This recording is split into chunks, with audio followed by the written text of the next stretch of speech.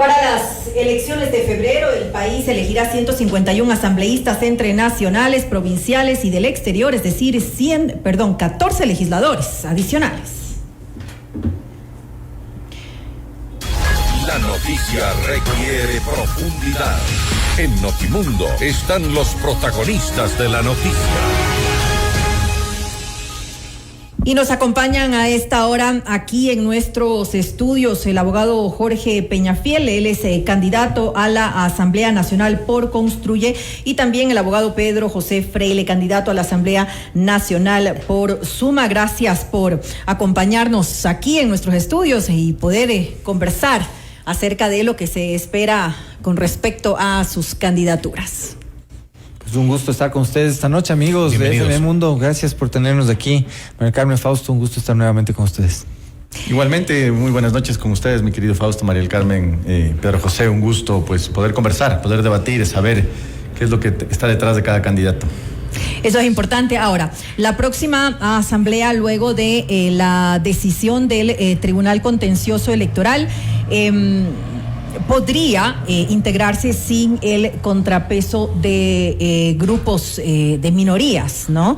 ¿Qué podemos esperar entonces para el próximo periodo legislativo? Y lo digo en algo que les concierne sobre todo al partido de Construye, luego de que pues ya no pudieran estar como con sus asambleístas nacionales. Bueno, es muy buena la aclaración, ¿no? Nosotros hemos perdido nuestra lista nacional de candidatos a la Asamblea Nacional. El Movimiento Construye no ha perdido los asambleístas o candidatos a la Asamblea para las provincias. Y la dinámica y la visión que tenemos nosotros es muy clara. Nosotros somos el partido antimafias. Nosotros hemos dicho que vamos a combatir todas las mafias, vengan de donde vengan. Y esto va más allá incluso de las candidaturas, va más allá de las elecciones, va más allá de las bancadas, va más allá de tener o no asambleístas. Nuestra propuesta política es una propuesta de cambio radical, es un cambio que nosotros pretendemos hacer hacia estas elecciones, hacia las siguientes, y darle al país un futuro, con seguridad, con empleo y con posibilidades de que en el país exista desarrollo.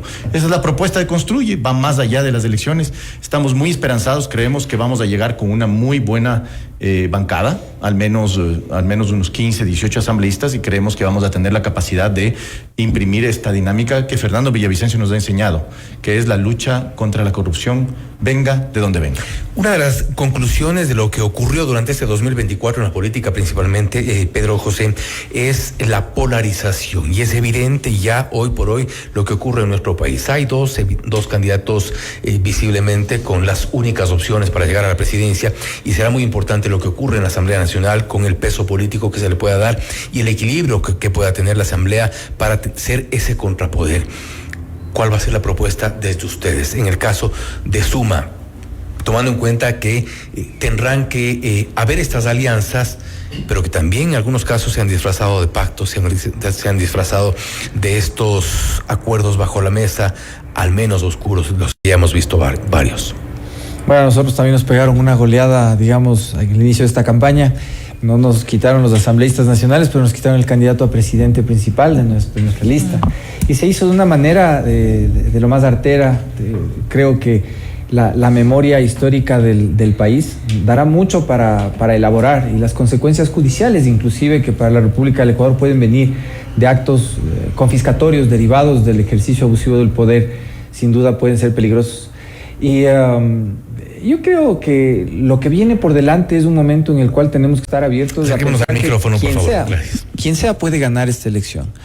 Desde Suma, desde las listas en las que nosotros trabajamos, queremos impulsar los principios liberales, los principios de organización que hemos traído desde la campaña presidencial mía de 2021 hasta el presente, que ha evolucionado poco a poco, en una manera de administrar el Estado que pensamos puede responder a la necesidad de romper el sistema. ¿Ha evolucionado o se ha transformado? Porque a usted lo hemos visto en algunos. Se ha transformado amigos, en transforma, y de hecho socialista, social cristiano, ha hecho de todo. Eso es de hecho es ninguna. La verdad es que yo pienso que vamos a ganar, Fausto. Sí, claro que sí. Pero más allá de eso, y de hecho creo que alguna vez comentamos contigo también, ahora escuchaba el tema de Fernando Villavicencio, lo conocí poco, de hecho lo conocí en mala circunstancia porque algún rato me quiso vacunar, pero el proceso político en el que yo participo, que viene el quinto poder, es un proceso liberal, y que como liberal ha logrado empatar y trabajar con distintas posturas políticas sin cambiar jamás un ápice de ser liberal.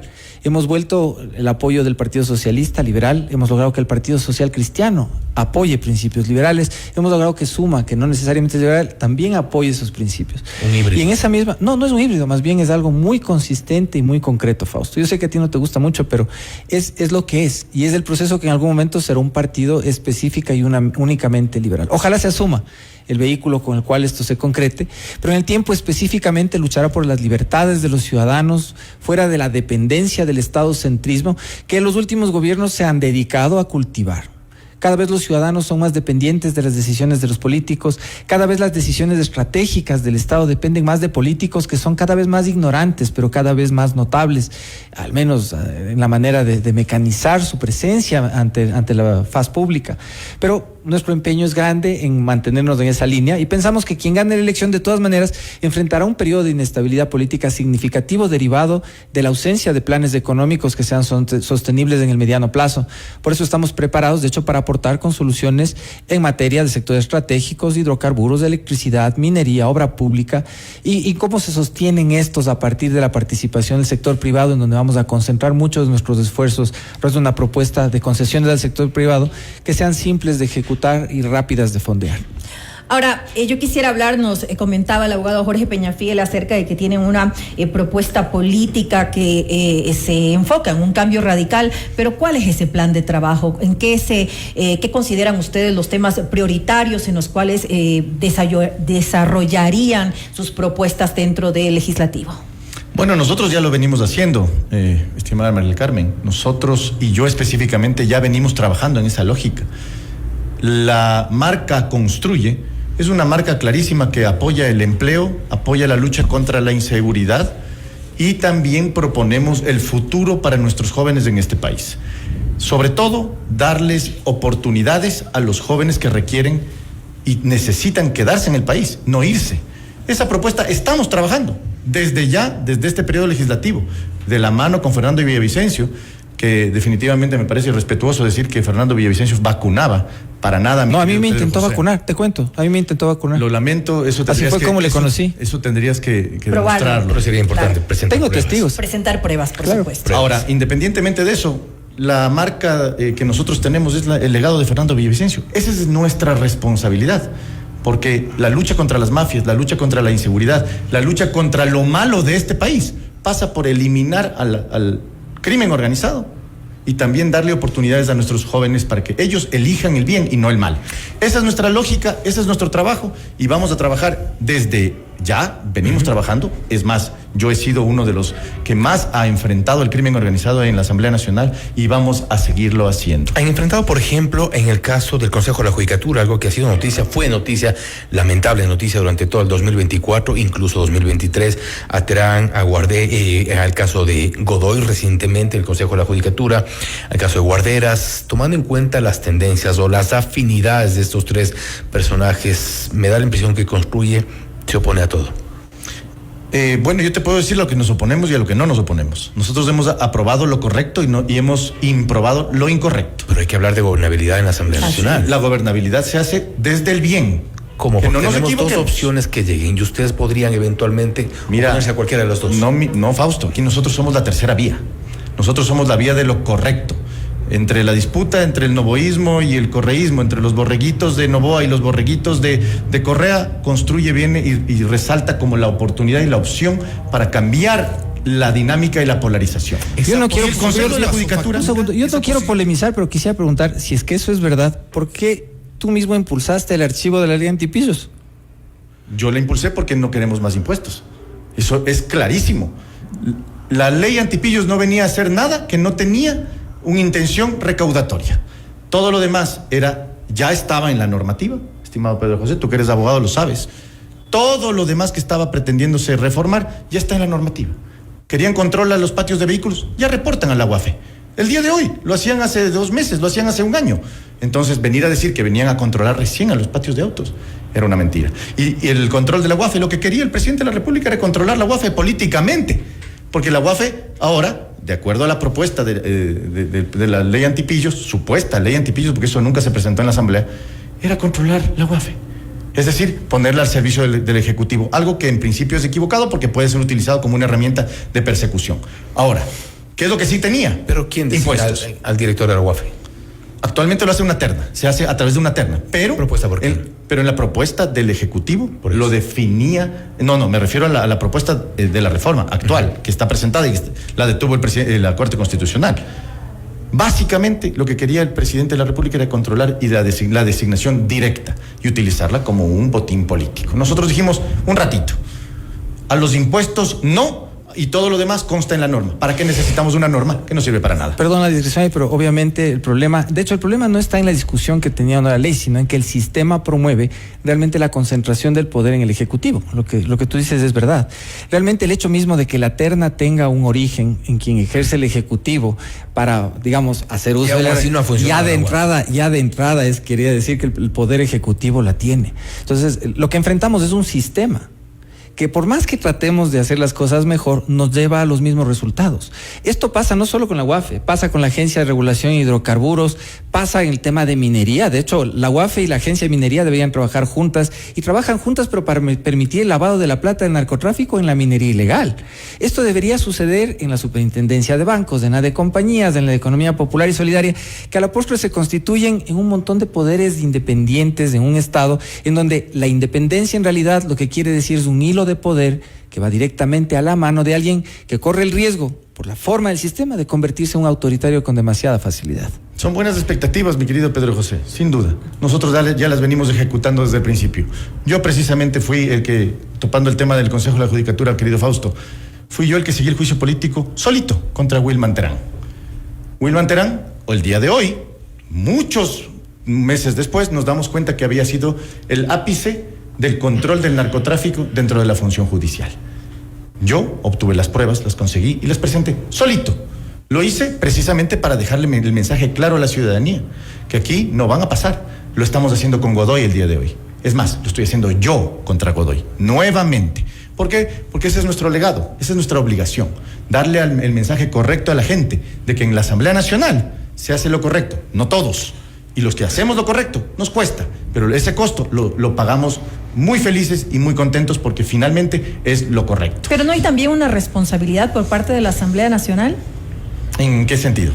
Es decir, de alguna manera también ustedes intervienen en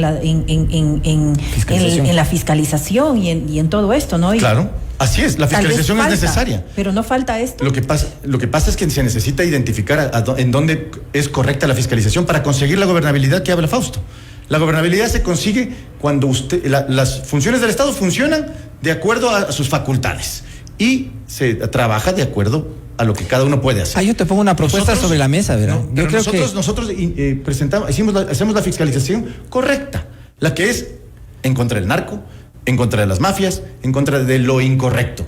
Hemos llevado a cabo incluso una fiscalización a los hospitales para identificar qué hospitales efectivamente están dotados y qué hospitales no tienen ni siquiera equipos. No. Esa fiscalización la hemos hecho y la seguimos haciendo.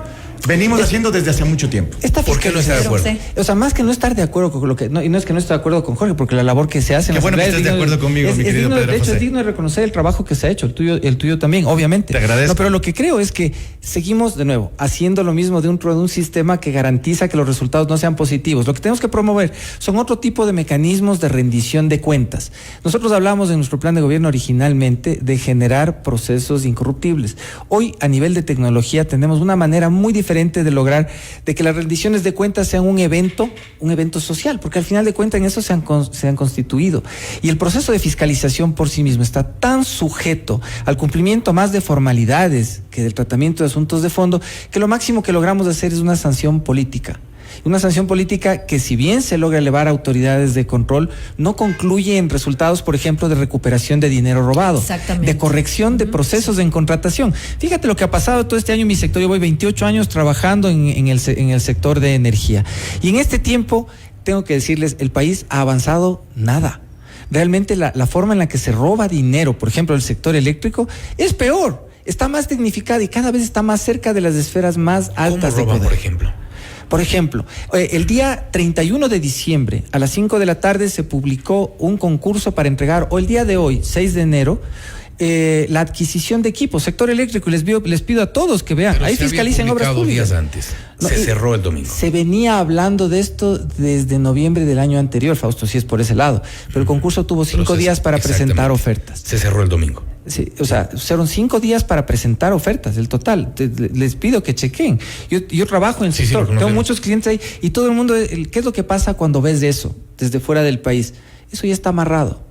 Es la única conclusión a la que llegas, es ¿por qué voy a hacer el esfuerzo? Una elaboración de oferta cualquiera, en el nivel de generación de energía, puede estar costando entre $100,000 y $200,000 entre los costos de gente que viaja, auditores y abogados. Es caro. Entonces estamos hablando de corrupción en SELEC.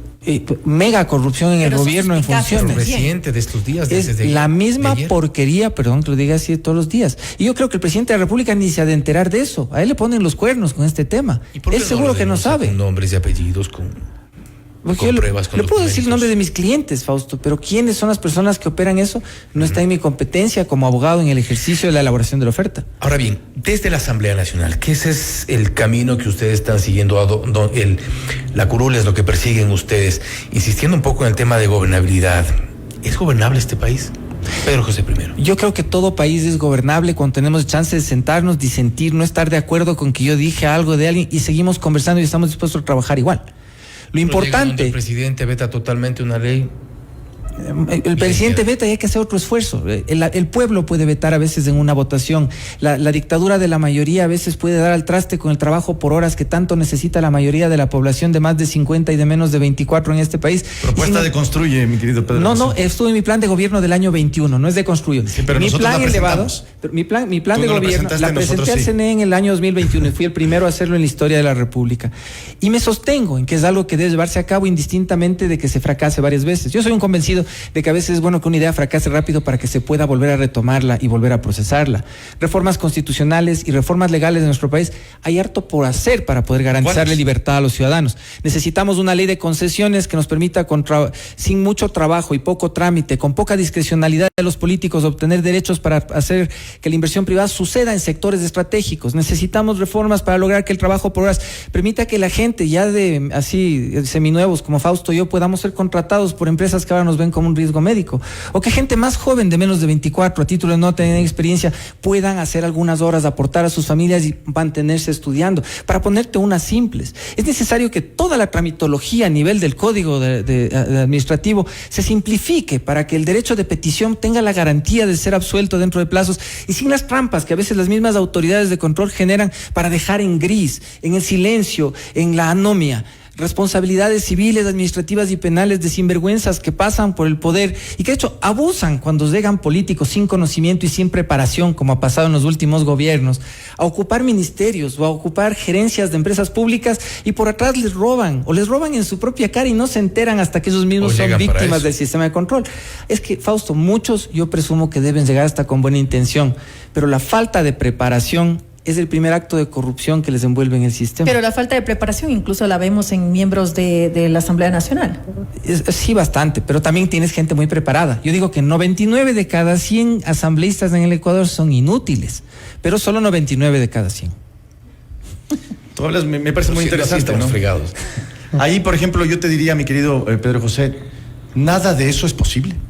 Nada de lo perfecto es posible si no eliminamos a las mafias del Estado. No, es que lo que yo digo no es perfecto. O lo más ideal. ¿Pero cómo eliminar a las mafias del Estado? Las mafias se las elimina con temple, con valentía y sobre todo diciendo la verdad. Y eso es lo que yo he hecho en todo mi ejercicio legislativo hasta el día de hoy. A mí cuando me llegó yo era neófito en materia legislativa cuando llegué, pero con mucha valentía y con mucho temple, con concentración. Me llegaron las pruebas de Wilman Terán. Dije, no, esto es para juicio político ahora. ¿Cómo? ¿Pero cómo lo vas a hacer? Lo presentamos en 4 o 5 días. Lo preparamos desde hoy. No descansamos. Lo hicimos. Y así fue. Eliminar a las mafias antes, sin duda alguna, es necesario. Si no, no es posible llegar a esas reformas que pueden ser muy buenas. Una propuesta de ley que ha sido vetada totalmente respecto de los llamados camisetazos. Y eso es importante en la Asamblea Nacional porque hemos visto cómo pasan de un bando a otro. La que pensábamos que era una mayoría, después se desgrana. Ya vimos Pachacuti, la Izquierda Democrática, Partido Social Cristiano, Revolución Ciudadana, los llamados independientes que están un poco en la mitad. Esos son los que se mantienen más y más independientes, pues son el bloque independiente. es el bloque móvil, cinturita. ¿Y cómo es eso? Yo creo que hay un problema que va más atrás de la Asamblea y es la existencia real de organizaciones políticas. Yo creo que ningún partido político en el país, por más que intente, puede decir que es un verdadero partido comparado a los estándares que se tiene a nivel académico de lo que es una organización política permanente, que da formación política, que hace responsables a las personas de la formación de ideas y que realmente promueve cuadros sobre la competición libre entre los interesados. Nosotros nos metimos el año pasado a intentar hacer una cosa que se llama Transforma, que está destinada a ser algún día, esa es la aspiración, un código de la democracia. Falta mucho para eso, porque el ejercicio de la democracia en un país que no tiene esa cultura desde chiquitos es complicado. Que tengan esa estructura. Sí, pero ¿cómo se llega a eso? A quienes elegimos y que luego de elegirles no se van a pasar a uno a otro lado. Te voy a decir usted cómo planifica cuesta. quedarse en Suma durante todo el periodo legislativo. Yo quisiera quedarme en Suma de largo y de hecho... O sea, no sabes si te vas a quedar en Suma.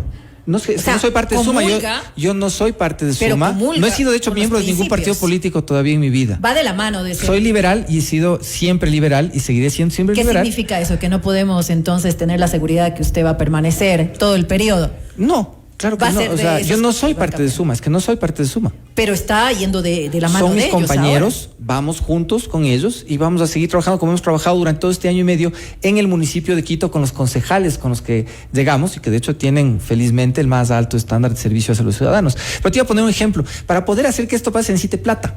Todo en esta vida lamentablemente requiere de dinero. ¿Dónde sacamos plata para que los partidos puedan funcionar como partidos y no se gasten la plata del fondo electoral en vaginoplastias, sino que se dediquen a formar personas y a trabajar en investigación y a hacer el trabajo que les corresponde? De hecho, es una de las reformas que pienso plantear, tanto a nivel del Código de la Democracia como a nivel tributario. Para eso se necesita el apoyo del Ejecutivo, quien sea que llegue. Pero básicamente yo les hago un razonamiento que viene de una conversación con unos amigos de mi hijo, tiene edad de colegio, 16 años.